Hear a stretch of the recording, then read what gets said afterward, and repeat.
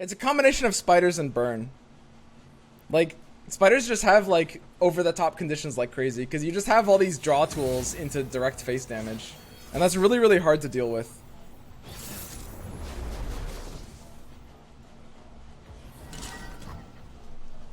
Masters tonight, boys. Karma Thresh. What do we do against Karma Thresh? I guess we can't really House Spider against this, huh? Can we not? No, House Spider has to be fine. It's like, against Avalanche, House Spider's awkward, but against Whale, it's like the 1 damage. It's okay. If they don't have follow-up, of course, but you don't put them on the Whale plus X hand. If they have Whale plus, like, that specific X, then you're fucked. You know, that's fine. Whatever.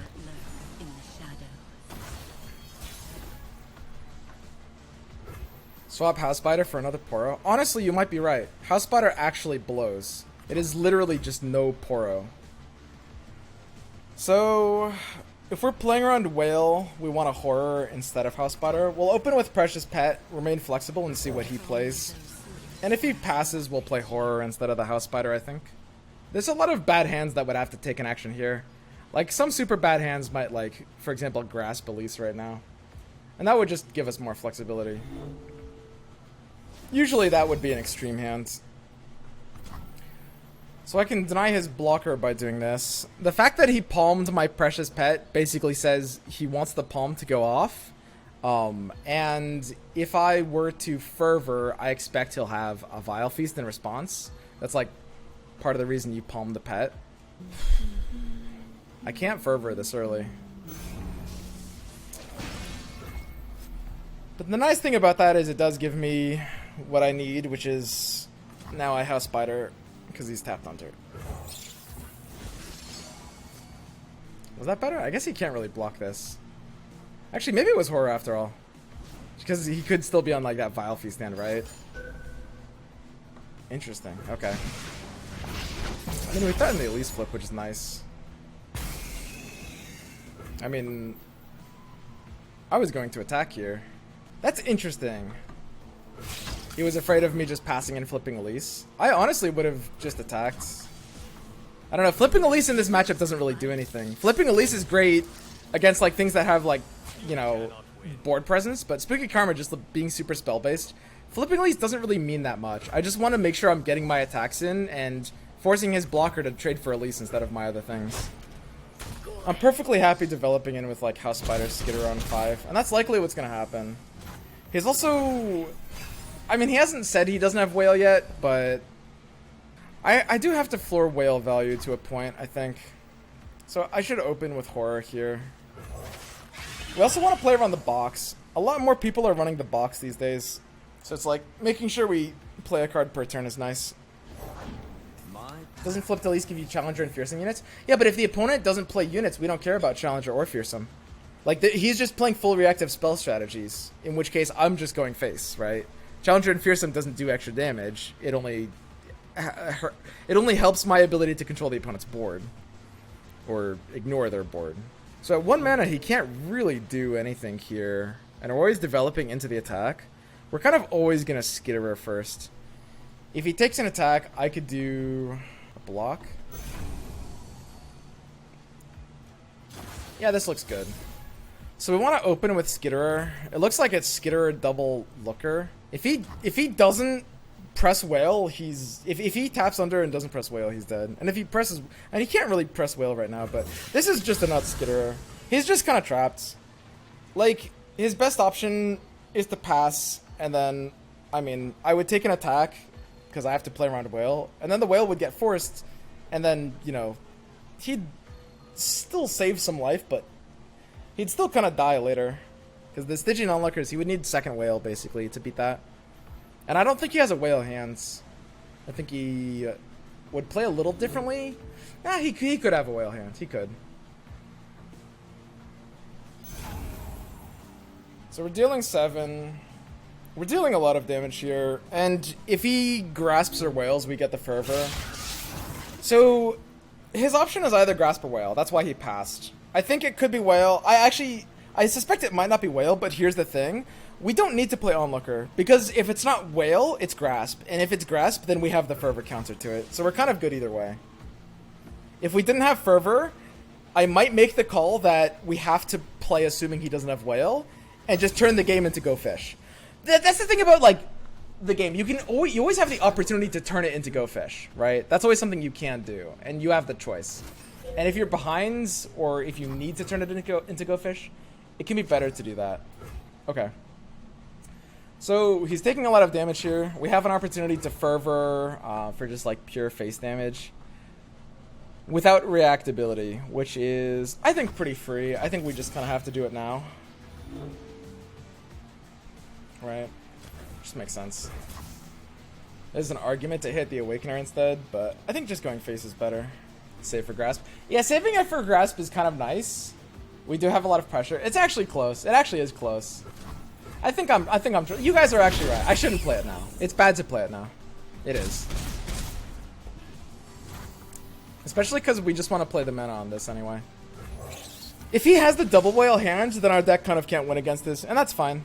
Like, this isn't really a deck that can beat double whale, and it sacrifices that ability in order to have a lot of power. But yeah, sometimes they have a really good hand, and then we lose. So we certainly can't play around the second whale. And if we have a bad start, we can't even play around the first whale. And that's fine. You have to play it now. You revealed it already? No, I don't. I mean, it's very true that I shouldn't have hovered it, because I just gave him information, but there's no reason I'm not pot committed on clicking the Fervor into his face there. That's okay. It's like the gambler's fallacy kind of thing, right? Throwing good money after bad. It's, I mean, yeah, we messed up, but there's no reason to make another mistake. Why is that Fervor bad? So if you wait for him to Grasp first, and then you use Fervor in response to Grasp, you actually make it really, really awkward for him. So this is great for us. He's dead if he Ruinates, which is exactly what we need. So, yeah, we're always just cloning the Skitterer. And we want to develop into Ruination. You always want to develop into Ruination. Because you want to make Ruination, you want to let them Ruination, but not make it, like, game-winning. Just have a plan B for after Ruination, which we just kill him with these. So, the thing about Noxian Fervor is that if the opponent uses Grasp of the Undying first, and I Fervor in response to that, I can counter their card and make it not able to drain life. So I can sort of do 6 damage instead of 3, right? And because we have such an aggressive start, and only because we have such an aggressive start, I have the luxury of putting out so much pressure that he basically does have to do that. I have the luxury of putting out so much pressure that there's no way around it, and he literally will have to Grasp and let me Fervor in response, right? If I wasn't ahead, I couldn't save the Fervor though. So the thing about Fervor or not is like, so there's kind of like 3 modes. That's kind of funny. Stygian Onlooker off of Unspeakable Horror. That's pretty big.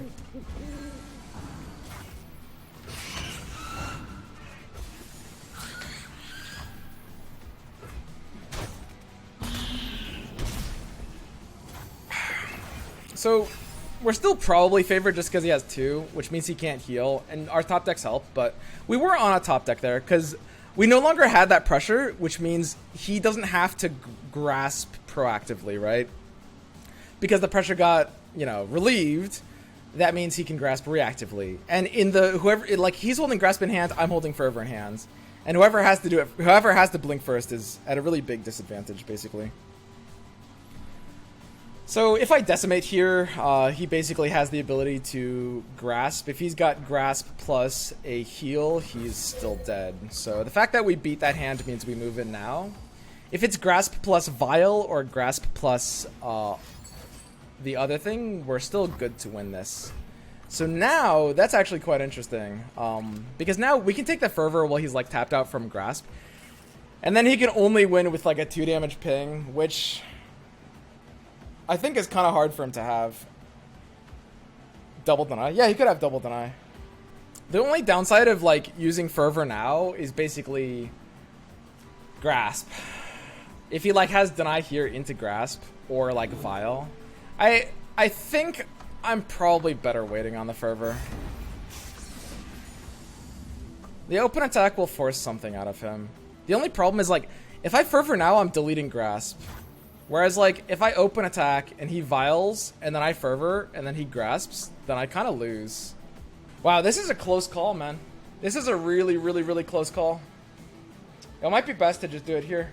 It comes down to, like, the rest of the deck and my odds. It's also a big problem is, like, if I Fervor now, and if I draw either Doom Beast or Unspeakable Horror, I won't actually be able to play them because it's the last card in my hand. Which is a big deal. Man. Yeah, that might be enough to make the difference because I have a lot of Doom Beasts and Unspeakable Horrors left in my deck. And usually Stalking Shadows draws me Doom Beasts, right?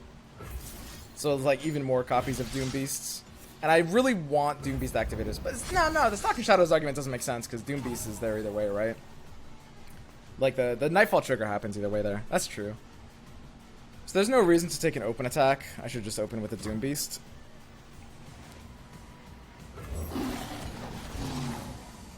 That's a close one.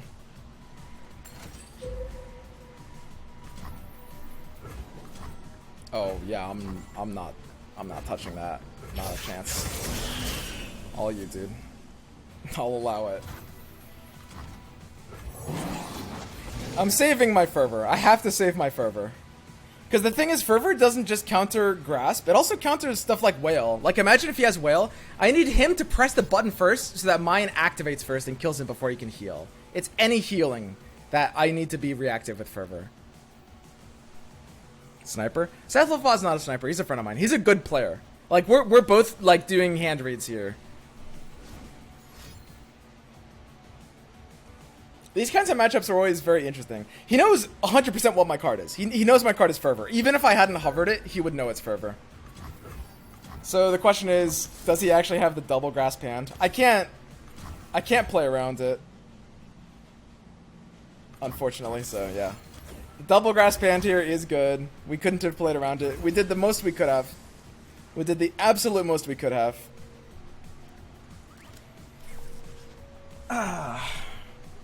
So yeah, there's a lot of like nuance in these late position, like it's just a game of initiative, right? Ooh. Yeah, so he's still dead. Because it's not enough to shut it down. It's just a game of initiative. It's like who blinks first. So you look at the Fervor we made halfway through the game. So here's something really important. You need to... It depends on the pressure, right? There's three ways it goes. Right? Which is... Okay. Fervor versus Grasp. Either your Fervor does 3 damage, or it does 6, or it does 0. Right? If you Fervor and nothing happens, it does 3. If you Fervor and they Grasp, it does 0. If you Grasp and they Fervor... Or if they Grasp and then you Fervor, it does 6, right? If you have a lot of pressure, you can play your Fervor reactively. That's what pressure is. You have the luxury because you're forcing them to Grasp first. And that's the value of tempo. You're forcing them to play it first so that you can get it at 6. In the mid game, we had a very important decision, which was, do we Fervor off of the Whale? That would have been a guaranteed 3 damage Fervor. Because he was tapped out under mana, which means we're getting it in for 3 instead of 0, which is nice. But we had enough pressure that we could have waited and gone for the 6, basically. If we had less pressure, we would have maybe had to take the chance at the Fervor that was getting under Grasp, right? But we were forcing him into Grasp there.